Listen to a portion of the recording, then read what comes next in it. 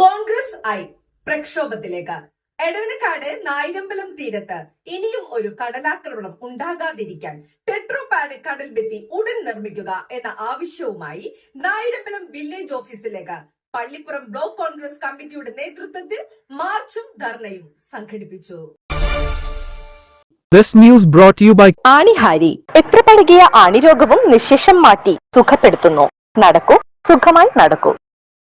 എടവനക്കാട് നായിരമ്പലം പഞ്ചായത്തുകളിലെ തീരപ്രദേശത്ത് കടലാക്രമണം തടയുന്നതിന് വേണ്ടി ടെട്രോപാഡ് കടൽ ഭിത്തി ആവശ്യപ്പെട്ടുകൊണ്ടും സംസ്ഥാന സർക്കാരിന്റെ തീരദേശവാസികളോടുള്ള അവഗണന അവസാനിപ്പിക്കണമെന്ന് ആവശ്യപ്പെട്ടുകൊണ്ടും പള്ളിപ്പുറം ബ്ലോക്ക് കോൺഗ്രസ് കമ്മിറ്റിയുടെ നേതൃത്വത്തിൽ നായിരമ്പലം വില്ലേജ് ഓഫീസിലേക്ക് മാർച്ചും ധർണയും സംഘടിപ്പിച്ചു. നായിരമ്പലം വില്ലേജ് ഓഫീസിന് മുന്നിൽ ധർണ UDF ജില്ലാ ചെയർമാൻ ഡൊമിനിക് പ്രസന്റേഷൻ ഉദ്ഘാടനം ചെയ്തു. സുനാമി കഴിഞ്ഞതിന് ശേഷം അന്ന് ഉമ്മൻചാണ്ടിയുടെ ഗവൺമെന്റ് കേന്ദ്ര ഗവൺമെന്റിന് കൊടുത്ത 1200 കോടി രൂപയുടെ പദ്ധതി 2006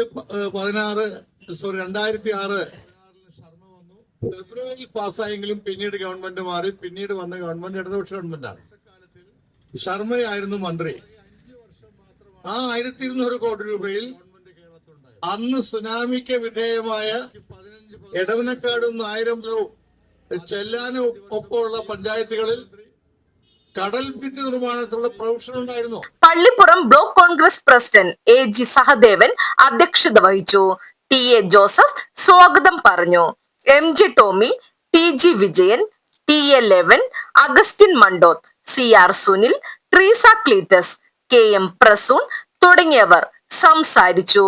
രാവിലെ അണിയൽ ബസാറിൽ നിന്ന് ആരംഭിച്ച മാർച്ചിന് ജയലാൽ AS, അരുൺകുമാർ, ഉത്തമൻ, ഡഗ്ലസ്, വിജയമോഹൻ, അനിരുദ്ധൻ, TP വിൽസൺ, ഹർഷാദ് തുടങ്ങിയവർ നേതൃത്വം നൽകി. നായിരമ്പലം മണ്ഡലം പ്രസിഡന്റ് NR ഗിരീശൻ നന്ദിയും പറഞ്ഞു. വൈപ്പിൻകരയെ ഇന്ത്യയുടെ അതിർത്തിയായി പരിഗണിച്ചു തീരദേശം സംരക്ഷിക്കാൻ കേന്ദ്രത്തോട് ആവശ്യപ്പെടാൻ സംസ്ഥാന സർക്കാർ തയ്യാറാവണമെന്ന് ഡൊമിനിക് പ്രസന്റേഷൻ പറഞ്ഞു. ന്യൂസ് ഡെസ്ക് നാട്ടുവാർത്ത, നായിരമ്പലം.